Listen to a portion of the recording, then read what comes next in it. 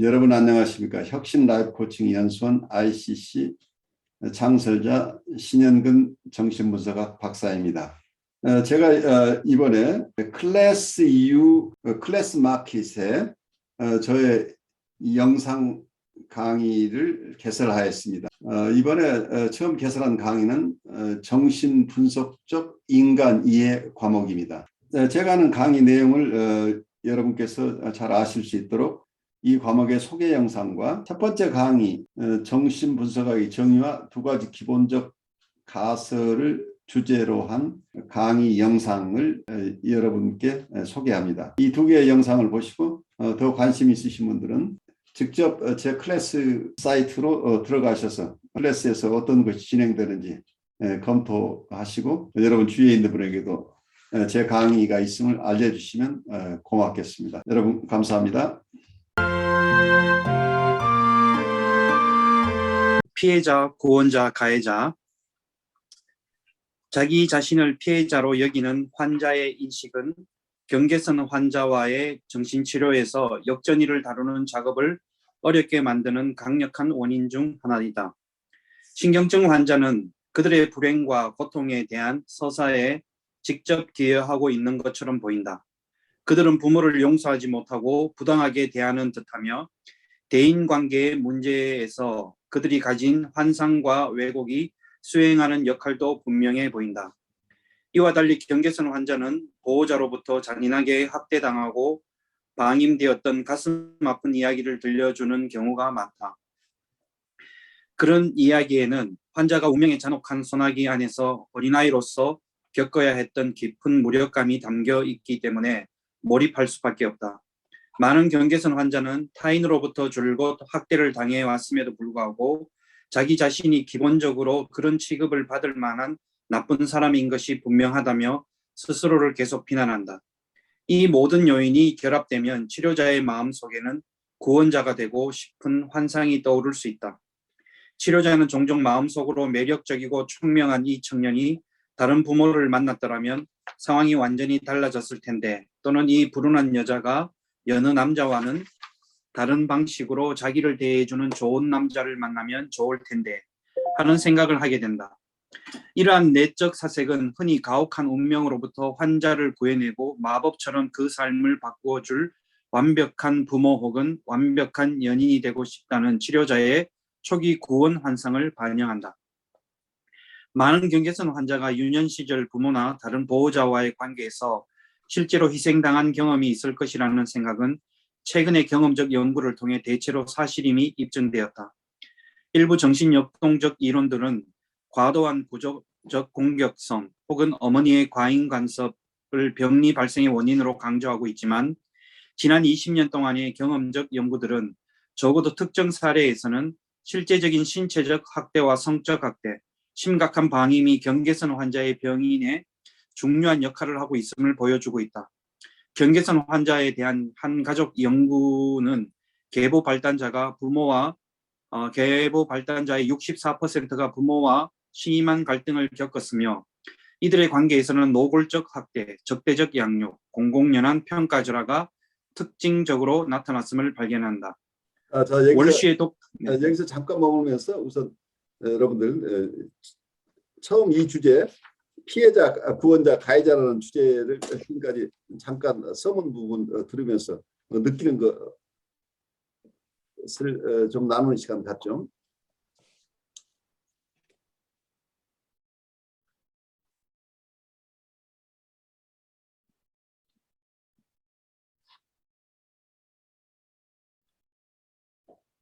여기 내용 중에 constitution이라는 말이 나오고 여기 오버 인벌브먼트 말이 나오죠. 구조적 공격성과 과잉 간섭이라는 얘기가 나오는데, 구조적 공격성이라는 얘기는 유전적인 부분을 얘기를 하죠. 타고난 부분, 인본한 부분. 그리고 과잉 간섭이라고는 환경의 얘기를 하고 있죠. 그래서 여기서 nature and nurture라는 얘기가 나오죠. 자연과 환경. 그러니까 우리가 타고난 부분과 환경에서 오는 영향, 이 두 가지를 여기서 항상 얘기를 하고 있는데 왜 정신병리뿐만이 아니라 정신적인 여러 현상 중에서 항상 우리가 이 두 가지가 함께 있는 것으로 보여요. 기질적으로 타고난 부분, 이게 컨스티튜셔널 하다고 표현한 부분이죠. 그래서 컨스티튜셔널 어그레션이라고 하는 타고난 공격성. 어떤 사람은 공격성을 굉장히 많이 타고나고 어떤 사람은 공격성을 적게 타고나는 것처럼 이렇게 관찰된다고 하는 이런 누구나가 공격성을 가지고 있지만 그 공격성 양이 어떤 부분은 굉장히 과다하다라고 느껴지는 이런 얘기를 하고 있고, 또 하나는 환경에서 자기를 방임하고 자기를 도와주지 않고 자기를 학대했던 어떤 과거가 영향을 미쳤다 하는 쪽의 얘기들이 항상 같이 오는데, 정신분석학에서는 대부분 우리가 환경적인 요인을 공부를 많이 해요. 그런데 타고난 부분이 없어서가 아니라 유전적인 부분은 이미 타고났기 때문에 우리가 여기에 변화를 줄 수가 없다. 우리 인터벤션의 대상이 아니기 때문에. 여러분들 책을 읽으면 우리는 환경만 중시하고 있는 것처럼 느껴지는데 실제로는 임상에서는 환경적인 부분과 타고난 부분을 함께 고려하고 있다는 것을 이해하는 게 좋을 것 같아요. 단지 우리가 어떤 공부라는 과정 속에서는 환경으로 인한 요인들만이 우리가 새로운 환경을 통해서 교정해 줄 수 있는 어떤 혹은 새로운 경험을 할 수 있도록 함으로써 이걸 도울 수 있는 길이 있기 때문에 임상적인 측면에서 우리가 환경적인 요인을 더 중요하게 보는 것처럼 보일 뿐이지, 실제 임상 사례에서는 타고난 부분의 컨스티튜션하는 부분도 함께 고려해야 된다는 것을 말씀드리고 싶어요. 이게 환경적인 요인으로 가게 되면 어떤 문제들이 발생하냐면, 환경 일변도로 가게 되면 이 환경 때문에 이 사람이 망가졌다고 하는 이 내담자의 얘기에 우리가 전적으로 오버 아이덴티케이션 하는 문제가 발생해요. 이분 얘기가 100% 맞다. 그런데 이런 내담자들 얘기를 들으면 건강한 부모가 하나도 없는 것처럼 느껴져요. 세상 부모는 다 가해자고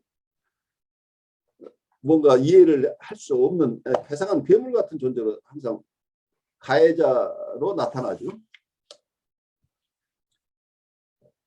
왜 이렇게 극단적으로 나쁜 부모들이 출현하냐면 이분들의 내적 세계의 인터널 월드 속에 대상들이 부분 대상들로 이루어져 있다는 거예요. 통합된 대상이 아니고 부분 대상, 쪼개진 대상. 하나는 극단적으로 좋은 대상과 극단적으로 나쁜 대상인데, 대부분 전이 속에서 활성화되는 게 극단적으로 나쁜 대상이 드러나는데, 보드라인 환자들은 자기 스스로도 좋은 자기와 나쁜 자기가 또 통합되어 있지 않기 때문에 자기도 분열되어 있고 이분의 대상들도 분열되어 있기 때문에 이게 조합이 되다 보면 여러 다양한 형태로 드러나겠죠. 그런데 통합된 자기와 통합된 대상과의 관계가 아니라는 것 때문에 아이디얼라이제이션과 디밸류에이션이 오고 간다는, 이게 순환된다는 얘기죠. 그래서 스테이블한 전이가 일어나지 않는, 당신이 나한테 참 잘해주는 부분도 있지만 나는 이런 부분은 섭섭해 라고 이 두 가지 정서를 가질 수 있다고 한다면 대부분 건강한 사람인데, 이분들은 어떻게 좋다고 느껴질 때는 아주 최고로 좋은, 무조건 좋은 대상인데 어떤 때 자기의 어떤 좌절을 주는 대상을 만나면 바로 극단적으로 나쁜 대상으로 상대방을 이해하게 된다는, 이런 것 때문에 전이가 안정적인 전이가 일어나지 않, 스테이블한 전이가 일어나지 않기 때문에 고전적인 정신분석의 클래시컬한 사이코애널리시스 쪽에서는 안정적인 전이가 일어나지 않는 것은 전이가 없다고 이렇게 이해를 한 거예요. 그래서 임상적으로 이분들은 정신분석적인 접근을 통해서 정신분석적인 치료의 대상이 아니라고 제외시켰던 게 이러한 전이가, 안정적인 전이가 발생하지 않는다는 것 때문에 그런 견해를 가졌었는데, 현대에 와서는 이분들이 일으키는 전이를 어떤 아브젝트 트랜스퍼런스라는 대상을 통합된 대상으로 보면서 그 통합된 대상에 대해서 느끼는 전이, 이걸 그냥 대상전이라고 얘기를 하는데 그것과 다른 자기애적 전이 나르시스틱 트랜스퍼런스라는 이런 개념으로 전이가 안 일어나는 게 아니고 전이가 일어나는데 그 성질이 다르다라고 보고 있어요. 그래서 전이가 일어나느냐 안 일어나느냐 굉장히 중요한 게 정신분석적인 치료는 전이와 저항을 중심으로 하는 치료라고 보기 때문에 전이가 일어난다고 한다면 정신분석적인 치료가 가능하다. 이렇게 얘기할 수 있어요.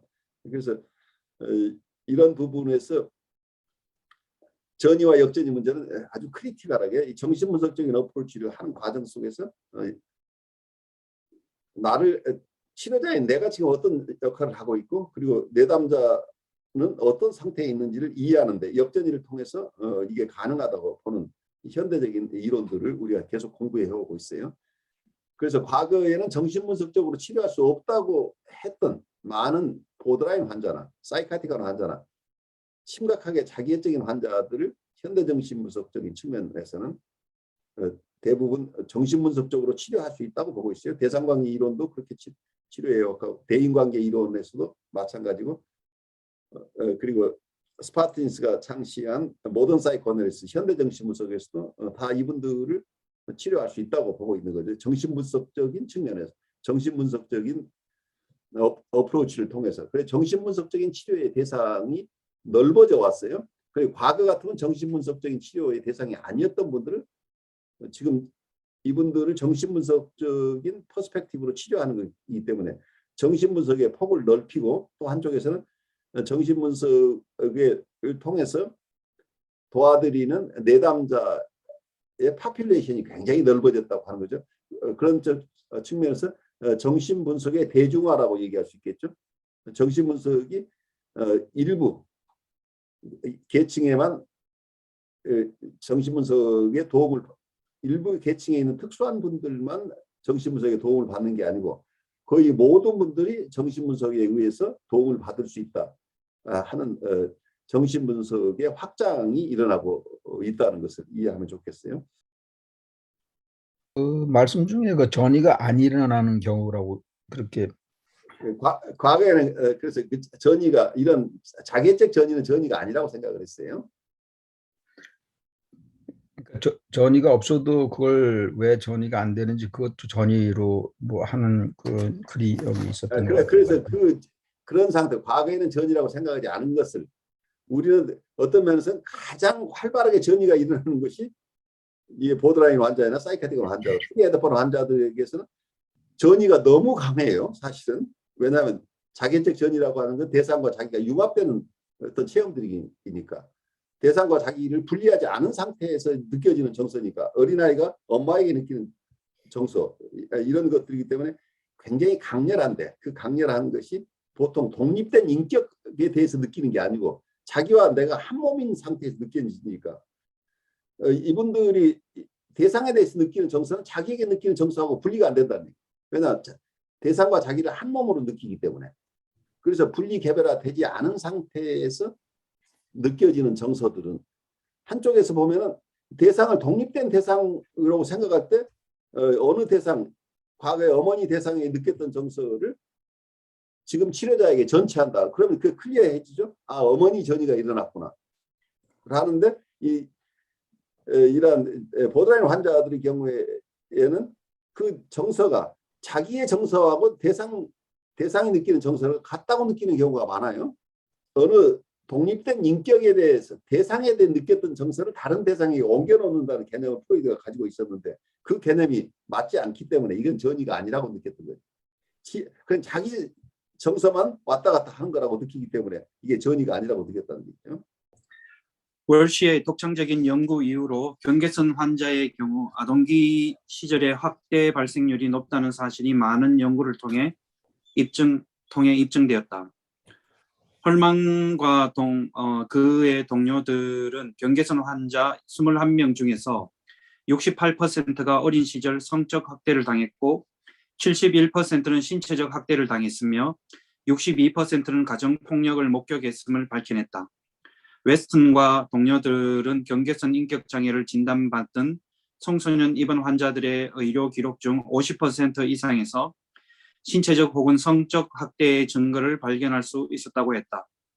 오가타와 동료들은 경계선 환자군 24명과 우울대조군 18명을 두고 학대와 방임 경험을 비교했다. 경계선 환자군의 71%는 아동기에 성적 학대를 당한 과거력이 있었으며 10%는 신체적 학대, 17%는 신체적 방임, 65%는 복합적 학대를 경험한 것으로 나타났다. 우울대조군과 비교해 보았을 때 경계선 환자군에서는 아동기 성적 학대의 발생률과 성적 학대가 동반된 신체적 학대의 발생률이 모두 유의하게 높았다. 두 집단에서 방임 혹은 성적 학대가 동반되지 않은 신체적 학대의 발생률은 차이가 없었다.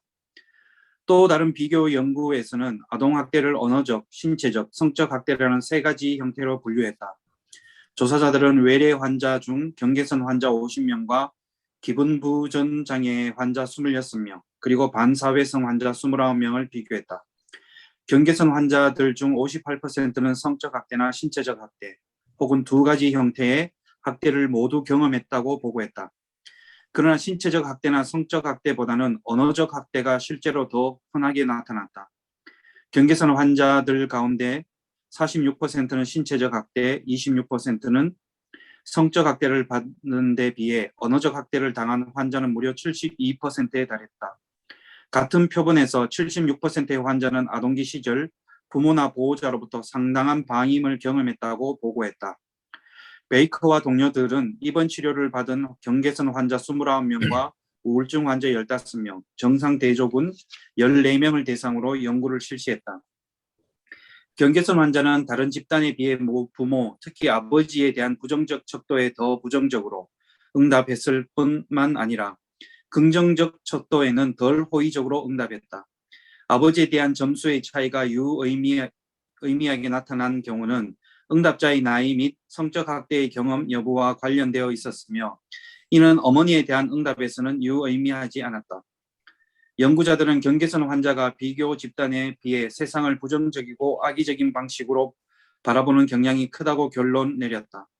또한 경계선 환자의 77.4%가 성적 학대 경험이 있었다고 보고한 반면 우울증 환자 중에서 성적 학대를 경험한 비율은 33%, 대조군에서는 21.4%에 불과했다. 그러나 근친상간에 의한 성적 학대를 경험한 경계선 환자는 35.5%뿐이었으며 그 중에서 61.1%는 아버지에 의한 성적 학대를, 3.2%는 어머니에 의한 성적 학대를, 25.8%는 형제 자매에 의한 성적 학대를 경험한 것으로 나타났다.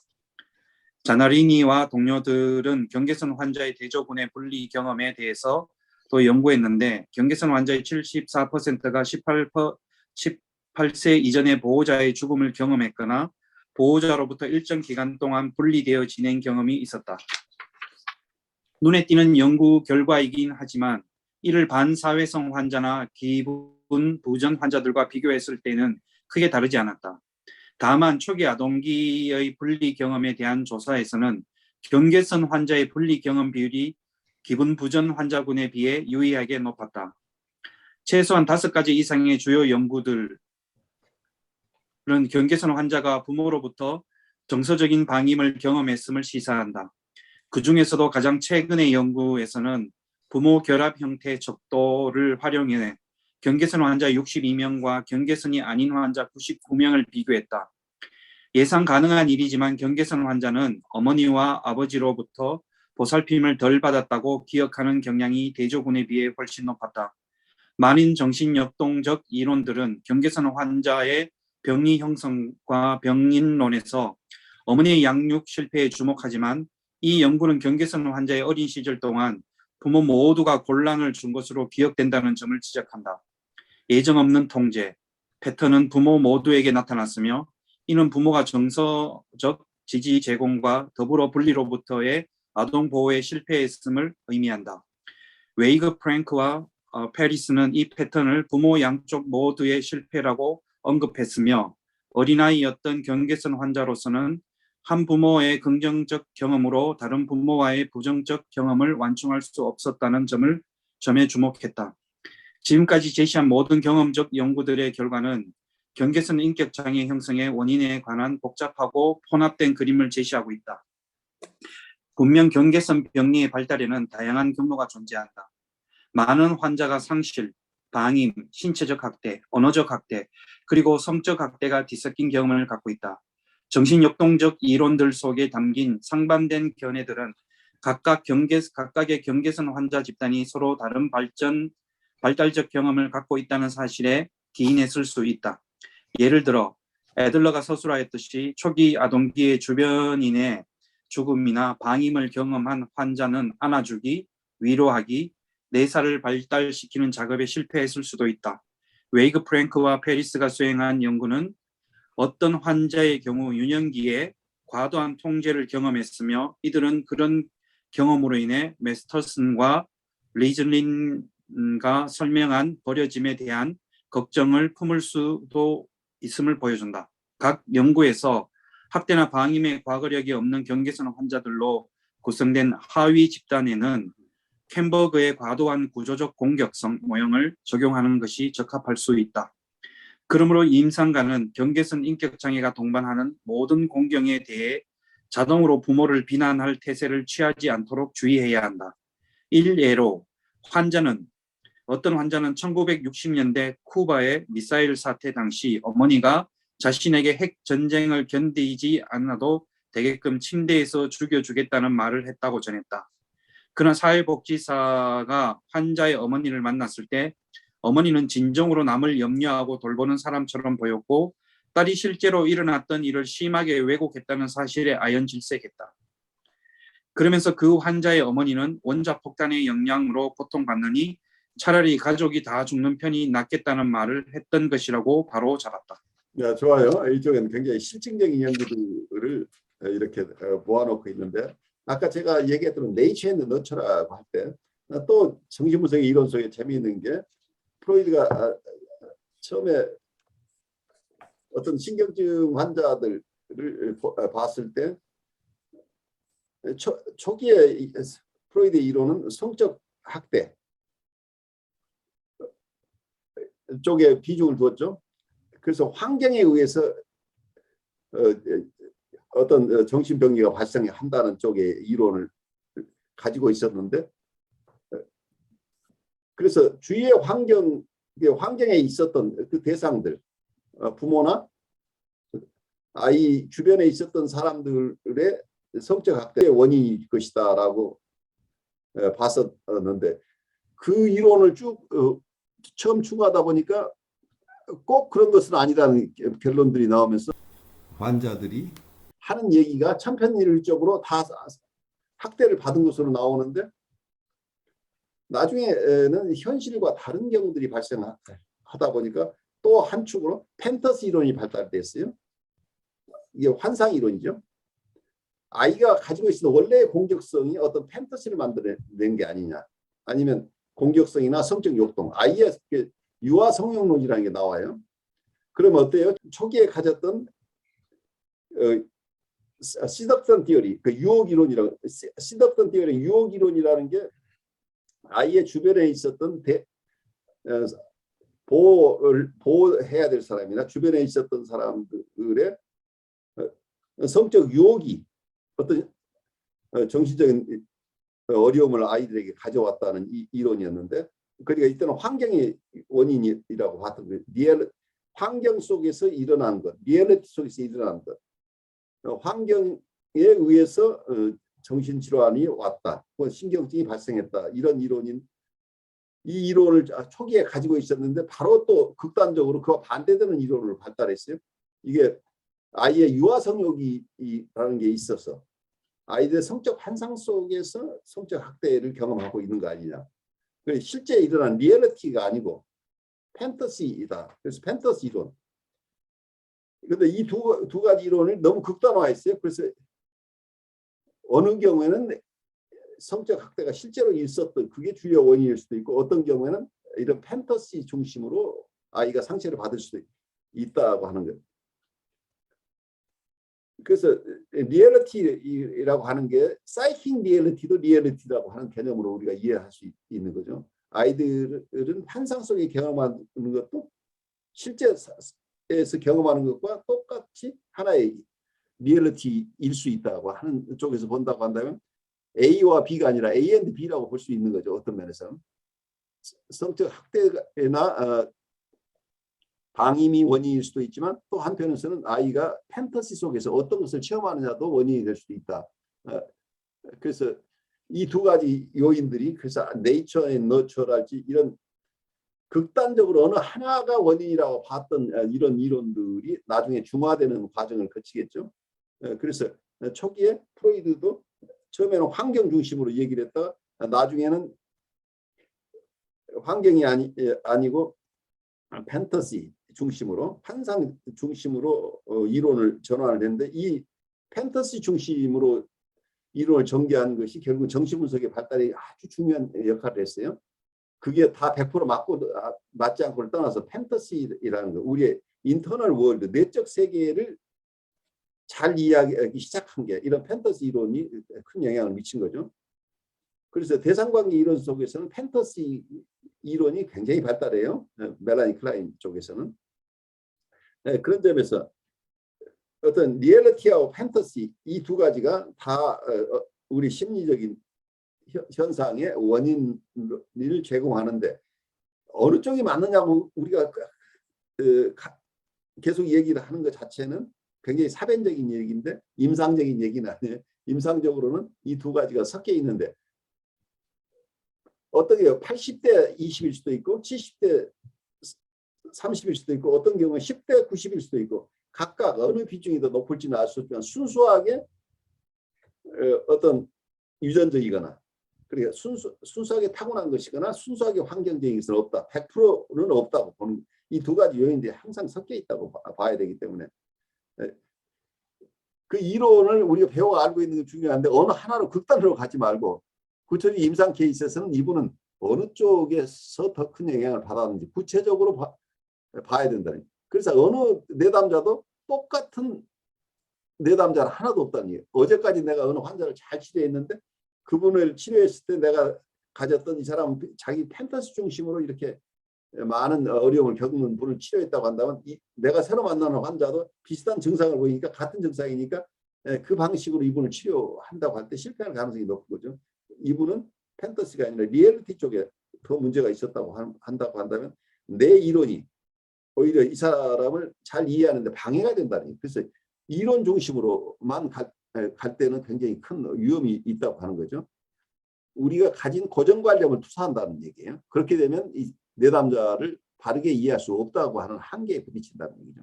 그래서 우리가 이론을 다 알고 있는 건 중요하지만 이론을 맹목적으로 적용하는 것은 오히려 내담자를 우리가 이해하는 데 큰 방해 요인이 될 수 있다. 그래서 우리가 유연한 자세로 우리가 이론들을 가지고 있지만 그 이론들을 우리가 잘 소화해서 무의식적으로 가지고 있으면 그때그때 이 내담자를 이해하는데 적절한 이론들이 우리에게 도움을 줄 것이다 하는 이런 생각을 해요.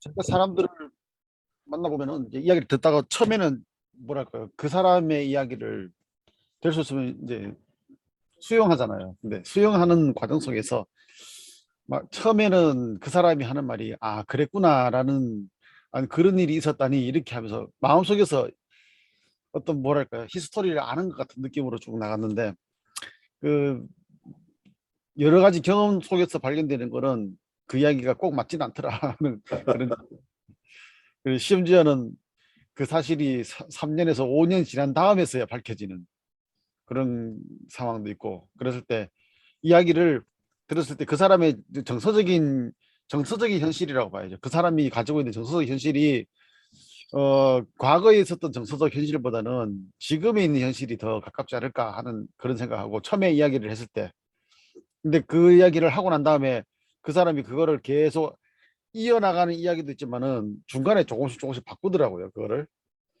변화가 생기죠.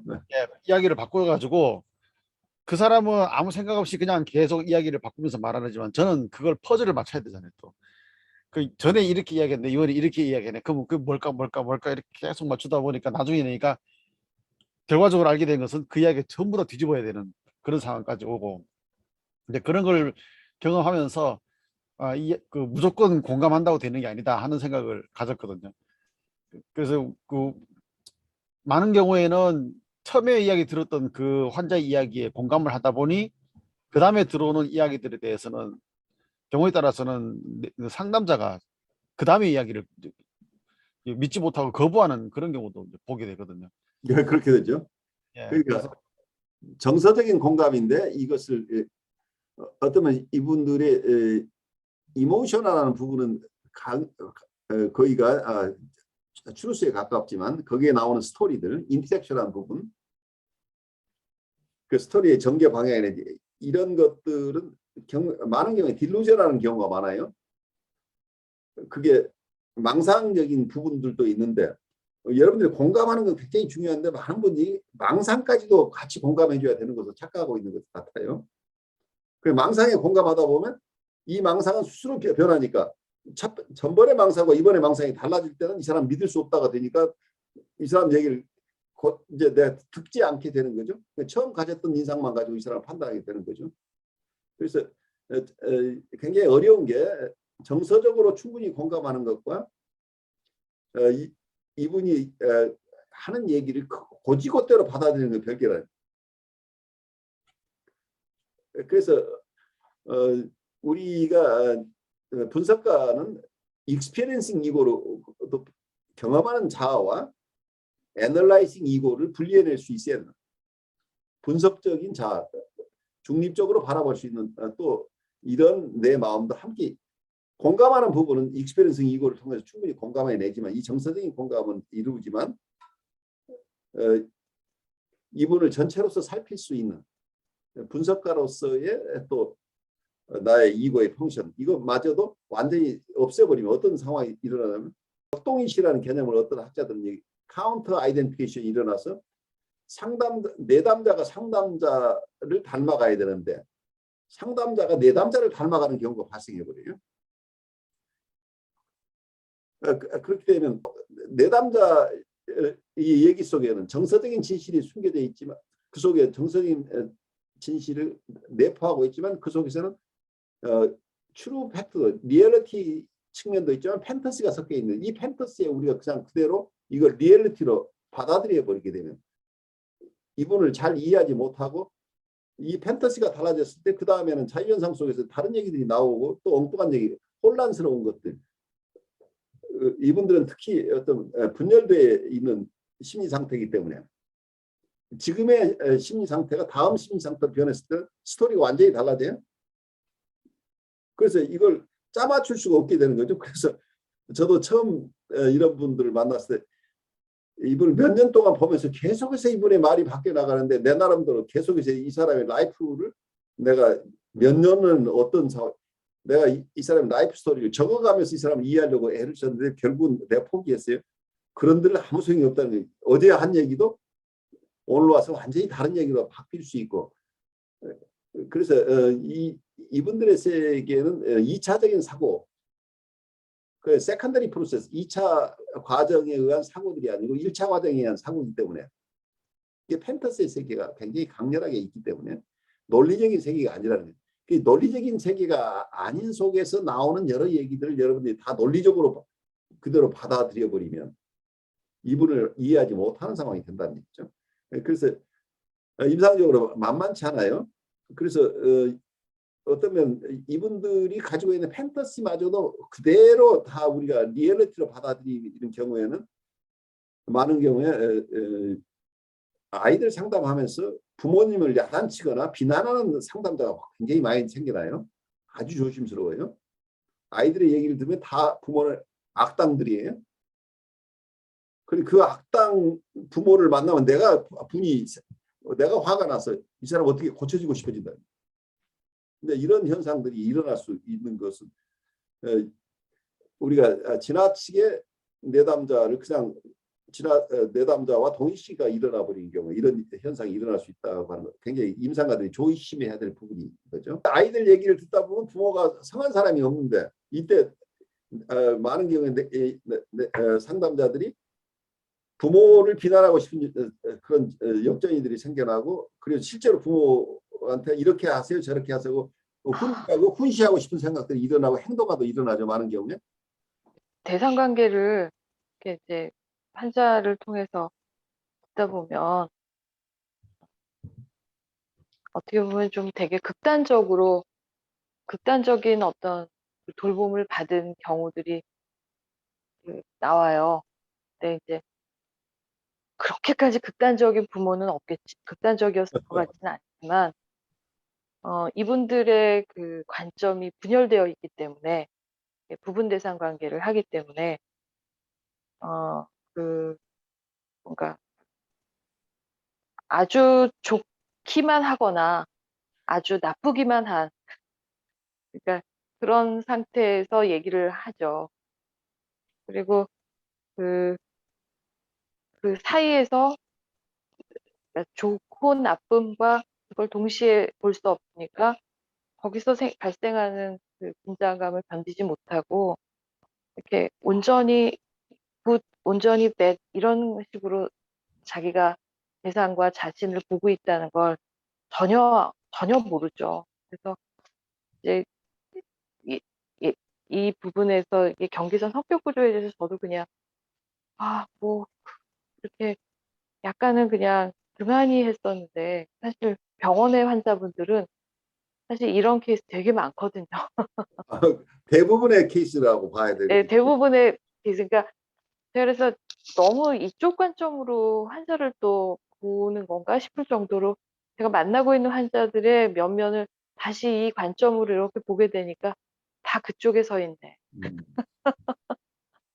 그래서 내가 그동안 이게 좀 뭔가 잘못 이해했나 보다. 뭐 이런 생각이 들어서요. 그리고 이제 한 가지는 그런 얘기를 듣다 보면 저도 인간인지라 화가 나요. 화가 나죠. 그래서 막 저번에도 말씀드렸지만 이렇게 부글부글 끓어오르고 그래서 자꾸 어떤 그 오버하는 개입을 하는 것 같고 내가 왜 이렇게 막 짜증이 나지 막 이런 경험도 있고 네 그래서 그런 데서 이렇게 주의가 필요한 것 같다는 생각이 좀 들고요.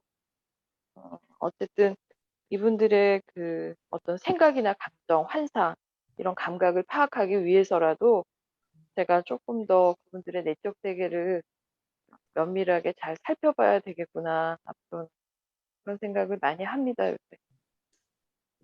그래요. 근데 네, 말씀하세요. 저기 애들 때는 특히 더 그 이런 환상이라든지 뭐 그런 것이 그 좀 더 심하잖아요, 그렇죠? 심한 게 아니고 발달 과정에서는 반드시 그게 있어요. 어른도 마찬가지예요. 우리가 이게 판타지라고 하면 환상을 우리가 이상하게 생각할 게 아니고 원시적인 사고 방식이라 원시적인 사고가 환상이라는 얘기예요. 그래 그림으로 맞추어서 많은 것들이 나오죠. 우리가 꿈속에서는 많은 것이 영상화되죠. 마찬가지로 판타지라고 하듯이 만화를 보거나 영화를 보거나 하는 것 이런 판타지 세계들인데 실제로는 아이들이 처음 생각하는 것은 판타지로 생각을 한다는 얘기예요.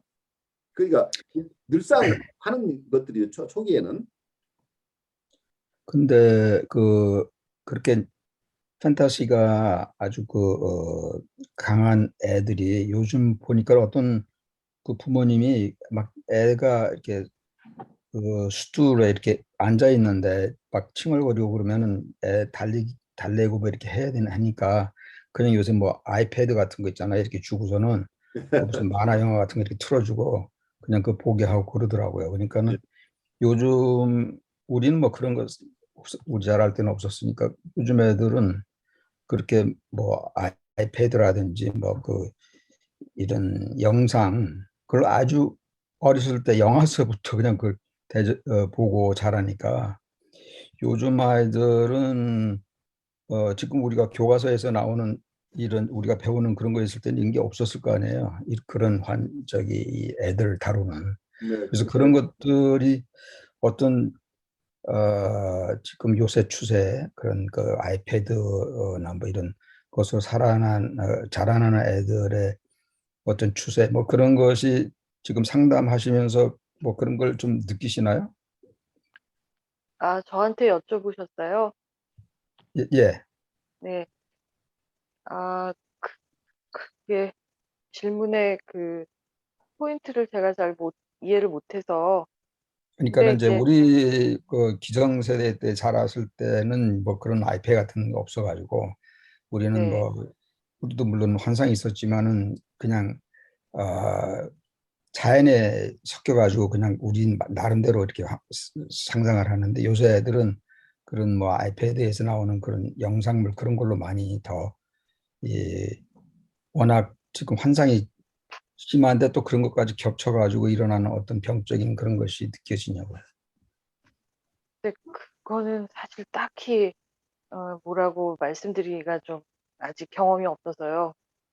근데 아이들의 경우는 어, 이 아이들이 생각하는 것이 좀 이렇게 자유스럽게 놀이로 표현되고 또 아주 공격적으로 표출되고 또 그림으로 괴물을 만들고 그리고 이렇게 놀이에서 다 이렇게 상징화되기도 하고 하는데 저는 오히려 이 환상이 놀이 속에 등장하는 건 건강하다고 생각해요. 예. 그렇게 그들이 다룰 수 있으니까. 근데 더 큰 문제는 성인이 환타지를 갖고 그 내부에서 일어나는 자신의 환타지와 외부 현실에서 일어나고 있는 실제를 구분하지 못하는 이게 사실은 더 문제라고 생각이 들어요. 근데 그 영상 이건 내용물이 문제잖아요. 그 뭐 우리가 이렇게 부모들이 감독을 하고 있을 때는 모르지만 얘네들이 뭐 이제 기계를 우리보다 더 잘 다루니까 그 없을 때 근데 이제 뭐 이상한 것들 네. 많이 보니까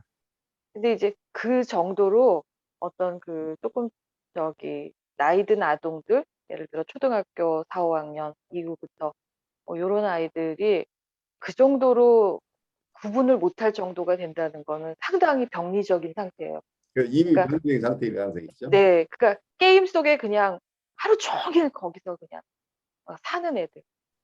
이제 그렇게 그런 게임이나 이런 것에 너무 쩔어 있으면 진짜 그 현실과 환상을 혼동할 수도 있는. 근데 이제 그 경계가 흐려지는. 근데 그 정도까지 간다는 거는 상당히 어떤 병리적인 측면, 정신증적인 측면을 넘나드는 그런 상태가 아닐까 싶어요. 예, 그래요. 아주 좋은 질문인데 앞으로 이제 이런 세대들이 성장해서 어떤 이슈가 나올 건지는 조금 장기적으로 관측되고 또 거기에 대해서 관찰 보고들이 나오겠죠. 그런데 어떤 판타지 자체가 해로운 것은 아니죠. 뭐 근데 이제 중요한 거는 현실감이 깨진다는 게 문제죠. 그렇죠. 자칫. 네. 그러니까 그래서 네.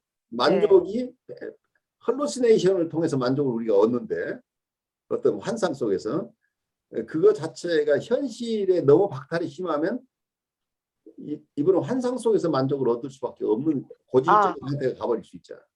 정말 그런 케이스도 있어요. 네, 성인 중에 많아요.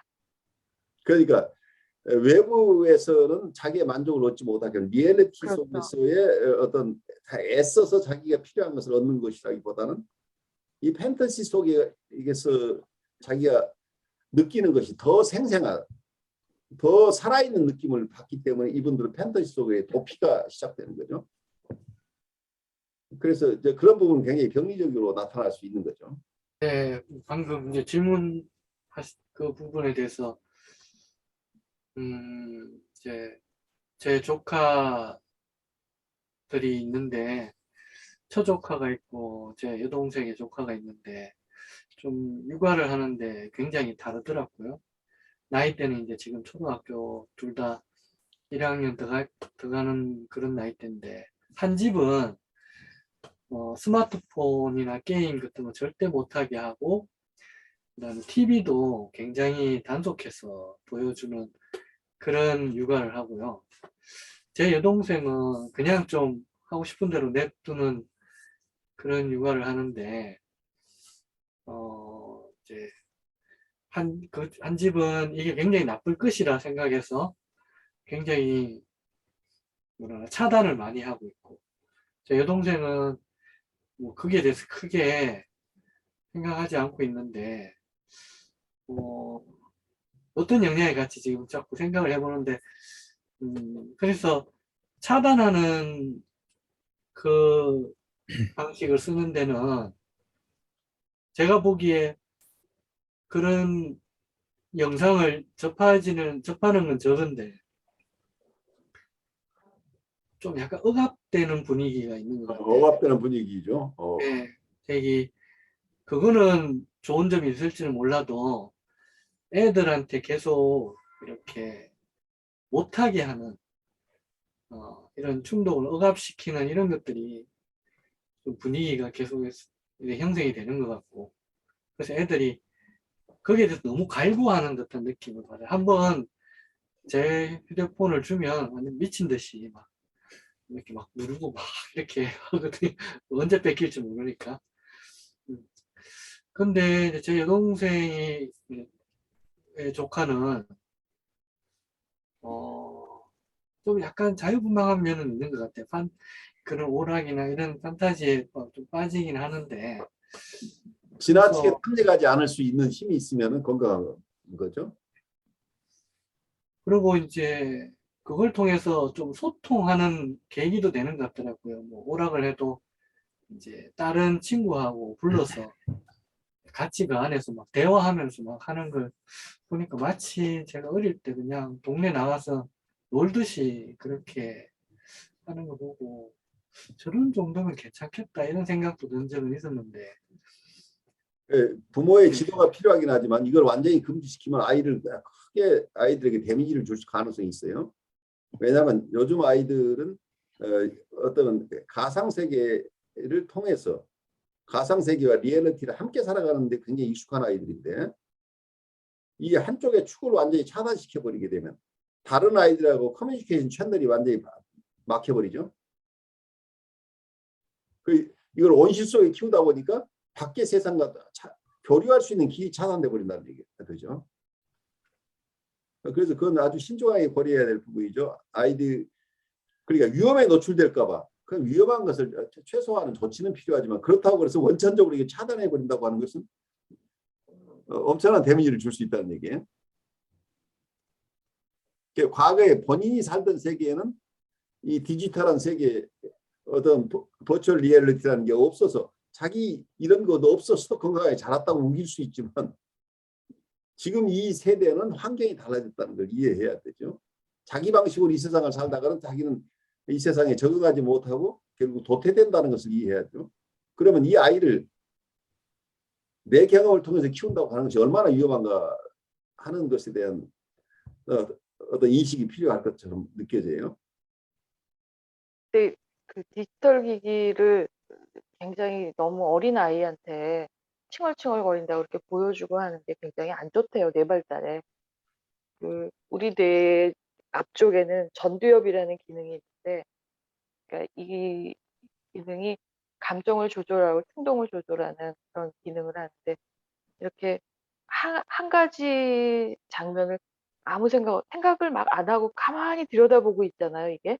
근데 이거를 뇌 영상을 이렇게 촬영하면은 그 부분에 뭐가 이렇게 뭐가 좀 멈춰 있다 그러나 뭐가 움직이지 않고 그런데요. 그래서 지나치게 강한 그 자극을 너무 어린 아이들한테 오래 주는 게 그렇게 뇌 발달에 안 좋대요.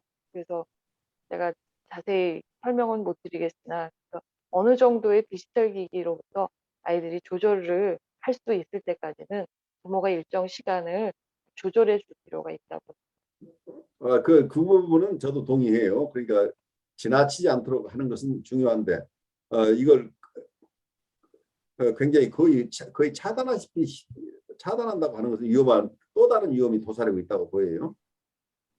그것도 맞는 말. 그래서 어떤 면에서 판타지 세계라는 것은 또 한쪽에서는 우리의 창조성의 근원이 판타지 속에 있는데, 이 판타지가 발달하지 않도록 우리가 너무 지나치게 억제해 버린다고 하는 것, 너무 빨리 리얼리티 쪽에 적응하도록 만들어 버린다고 한다면 아이들이 충분히 누려야 될 그 시기를 놓쳐버릴 수도 있다는 거예요. 그래서 애어른이 살아버렸다고 하는 것은 나중에는 많은 결핍을 가져올 수 있어요. 그리고 요즘 제가 걱정되는 것은 아주 어린 아이들에게 글자를 막 가르치고 이 아이가 이런 말도 잘하고 저런 말도 잘하고 이런 글자도 읽는다고 부모들이 자랑하는 걸 보면서 깜짝하고 놀래요. 아이들이 초기에는 정서적으로 충분하게 그 정서적인 자양 속에서 자라야 되는데, 아직은 지적인 발달이 그렇게 중요한 시기가 아닌데 지적인 발달 쪽으로 애를 그쪽으로 계속 칭찬하고 그쪽으로 아이를 유도할 때 아이들의 정서 생활이 결핍이 일어날 가능성이 많지 않겠느냐 하는 우려를 느끼는데 그 주위에 그런 부모들이 있어도 내가 부모들에게 함부로 얘기할 수 없어서 안타까운 적들이 많이 있어요. 경우에 따라서는. 조기 교육이라는 게 어쩌면 한국에 많은 천재들이 있었지만 그 천재들이 나중에 성숙했을 때 어떤 현상으로 이분들이 어떤 모습으로 성숙했는가를 보면은 그 천재성이라고 하는 거 부모들이 원하는 천재성이라고 하는 게 빠른 시기에 지적으로 능력이 있는 사람. 그래서 미분 적분을 아주 어린 나이에 다 풀어내는 이런 천재를 신동을 원하는데 그 신동이 결국은 나중에 이 사람이 어른이 됐을 때 어떤 삶을 살아가는가까지를 우리가 연구해 봐야 될 필요가 있는 거죠.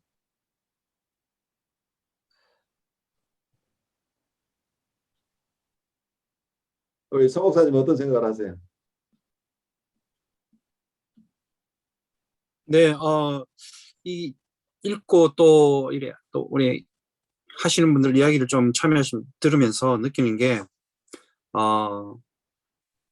일단은 그거를 처음 대할 때 사람을 만나고 또 아니면 내담자라든지 아니면 어떤 삶의 어떤 영역 속에 있는 분들을 만났을 때 그분들의 이야기 속에서 있는 판타시를 구분해서 내고 그걸 분리시킨다는 것 자체가 좀 처음에는 굉장히 많이 쉽지가 않은 것 같고, 그리고 또 그 이야기 속에 숨어 있는 것이 과장돼서 전달되는데 그것을 걸러내기까지 과정이 시간이 좀 걸린다는 부분도 있고, 또 그러다 보면 자칫 잘못하면 어떤 관계가 또 깨어지는 그런 부분도 있는 것 같더라고요. 그러면서 또 한편으로는 제가 또 반대로 생각했을 때 그런 판타시나 과장된 이야기가 나올 수 있는 배경이 뭐냐면 그것이 또 제가 느낀 거는 뭐였냐면 일종의 어떤 그 상대가 나를 만남으로 인해서 나에 대한 어떤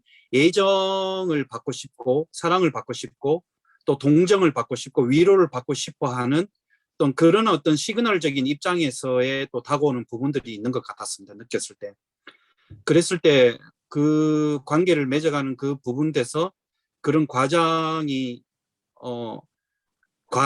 전달하고 또 과장으로 하여야지만 자기를 어필할 수 있는 그런 연약한 존재의 그 주변의 환경에 형성돼서 오는 그런 존재이기 때문에 그것을 통해서 이제 느끼는 게 무조건 배척할 수도 없는 거고, 이 사람이 왜 이렇게까지 반응을 보일 수밖에 없었을까라는 생각을 했을 때 이 부분을 잘 다루어주고 그것을 조금씩 수정해 갈 수 있도록 조금 옆에서 조금 도와줄 수 있는, 협력할 수 있는 입장에서 서는 것도 좋지 않을까라는 그런 것들을 잠깐 제가 또 만났던 분들하고 또 생각이 나서 그런 것 같습니다. 처음에는 왜 그러냐면 처음에도 저도 모르고 그걸 많이 받아들인 적이 있었지만 나중에 또 어떤 방법을 쓰냐 이야기할 때 그건 아닙니다라고 하니까 어느 순간 그분이 저와의 대화하는 것들이 줄어들고 또 피하는 것도 있고 그러다 보니까 오히려 이런 것들이 그분한테 굉장히 부정적으로 다가가는 것들이 있더라고요. 그래서 또 한편으로 생각하는 거는 그렇게 과장으로 다가오는 그 부분을 그 사람이 가지고 있는 애정을 갈구하는 그 선택의 방법이었다라는 것으로 봤을 때 또 조금 보면 또 이해할 수 있는 한편이 또 되지 않을까 싶은 생각이 들었었습니다. 네, 좋아요. 그러니까 네. 이런 정서들이 네. 그 이모셔널 컴포넌트를 우리가 이해하는 게 굉장히 중요해요. 정서적인 부분들을 우리가 그것은 이 정서를 바꾸려고 하지 말고 그대로 수용해 줘야 돼요. 두렵다고 했을 때 그 두려운 게 아니야 하고 꿈에 스케라고 우리가 이걸 설명해 주거나 해석을 해주게 되면 이분은 그런 게 아니고 자기가 얼마나 두렵게 느끼는데 이 두려운 정서를 그냥 누군가가 정말 너 두려웠겠구나 하고 받아주는 대상을 찾고 있는데 자기도 지적으로는 알아요. 그게 귀신이 없다는 거 아는데 귀신이 없는 줄 아는데 어디에 가면 귀신에게 쫓겨요. 그 귀신에게 쫓기는 그 마음이 있으면 왜 정말 힘들었겠구나 하는 그 힘든 정서에 일단 그 정서는 그게 무서운 게 아니라고 벌써 꿈에서 깨라고 알려주는 것 자체가 이 사람의 정서를 바꾸라는 강요란 얘기예요.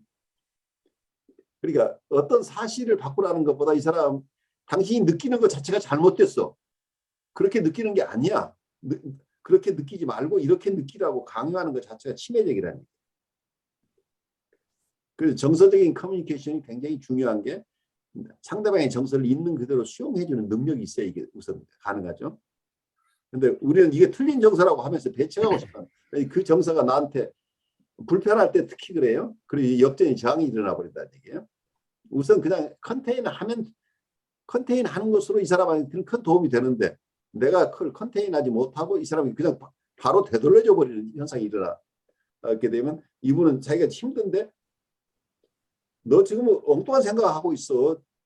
그런 정서를 느끼는 것 자체가 어린아이들처럼 그렇게 생각하는 거야 라고 하면서 자기가 모멸당하는 것, 공격당하는 것 같은 정서를 이 사람이 느끼게 되면 엄청난 전이 저항이 일어나 버리죠. 그래서 이분들의 정서를 존중하지만 그렇다고 이분들이 하는 얘기 자체가 과장된 얘기를 그대로 이실직고 그대로 받아들여서 어떤 면에 망상적인 부분까지도 그래 그게 맞아라고 가는 것은 그거 치료에 도움이 되지 않을 수 있다는 걸 조심해야 돼요. 망상적인 부분까지 조인하라는 것은 아니다. 정서적인 조인하고 이걸 잘 구별을 못하는 것 같아요. 그러다 보니까 이 사람 이 얘기는 전적으로 다 받아들여야 된다. 이 전적이라고 하는 것 자체가 그렇게 되면 이 사람은 자기 스스로 자기를 살필 수 있는 어떤 이러면 나에 의해서 수용되는 부분과 수용되지 않은 부분이 있다고 한다면 그 수용되지 않은 부분에 좌절이 생기는데 이 프러스트레이션이 뭐 코우시 공감을 하지만 항상 최적의 좌절이 있어야 치료가 된다고 하는 것을 우리가 이해해야 돼요. 그래서 옵티멀 프러스트레이션이 함께 있어야 된다. 그래서 우리가 이분이 원하는 대로 다 모든 것을 해주거나 맞지 않은 것까지 맞다고 공감해주는 이런 공감이 아니라 이 사람을 정서적으로는 충분히 수용하되 현실에 대한 감각을 놓쳐버리는 부분까지도 그것을 계속 우리가 거기에 함께 해서 이분이 더 그쪽으로 가버릴 가능성까지 우리가 만들어버리면 안 된다. 이 사람의 망상을 더 키우는 쪽으로 극단적인 기법으로서는 망상에 조인하는 방법도 있어요. 현대 정신분석적인 아주 심한 환자들을 조인해주는 것 중에 이 사람이 크레이시하면 나는 더 크레이시한 얘기를 해서 망상 플러스 나는 더 큰 망상이라고 해서 이 사람을 깨치도록 하는 이런 역설적인 기법들이 있긴 한데 이런 기법은 굉장히 조심스럽게 사용해야 되는 기법이에요. 그래서 이런 기법이 있다고 해서 다 쓸 수 있는 것이 아니고 내가 만나는 이분에게 적절한 것이 어떤 것인가는 우선 함부로 반응하지 말고 이걸 컨테인하는 과정, 이모션을 잘 컨테인하면서 그 속에서 내 스스로 이걸 소화해내는 과정이 필요하다. 그래서 너무 빨리 개입하려고 하지 않는 것이가 중요하지 않나 싶어요. 이 질문이 저는 느낀 게 한편 느낀 게 그 부풀려 있는 자기가 때로는 그 성인이나 어린아이 중에서도 그 과장된 거짓이나 또 더 나가면 그런 도벽이나 이런 것들이 그 결핍된 그 갈구나 또 관심이나 거기서 오는 그런 것에서의 어떤 하나의 부풀려 있는 모습인 것 같더라고요. 그래서 이거를 옹호해주고 그걸 그대로 받아주면 안 되겠지만 한편 느낀 게 그 부풀려 있는 그것을 통해서 드러나는 보이지 않는 그런 사인이 뭐냐면 제가 느낀 거는 자기에 대한 어떤 이해와 그 드러내고 자기의 어떤 그런 모습을 알리기 위한 하나의 또 신호적인 입장에서 그 내담자를 접근해가는 한 첫 단계일 수도 있지 않을까 생각도 해봤어요. 그렇죠. 거기에 커뮤니케이션 펑션이 굉장히 중요하잖아요. 네.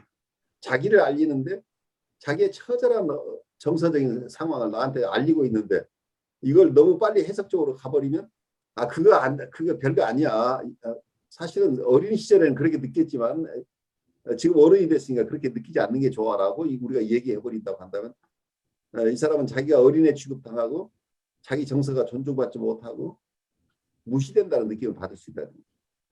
그래서 이 부분들을 우리가 세심하게 살펴야 되는 거죠. 그래 오늘 첫날 수업에서 여러분들 우선 서로를 앞으로 서서히 서로를 알아가는 시간들 함께 가시면서 여러분들이 가지고 있는 귀한 리소스들을 서로 나누는 시간이 됐으면 좋겠어요. 여러분들 수고하셨어요. 다음 주에 뵙죠. 예, 감사합니다. 수고하셨습니다. 네.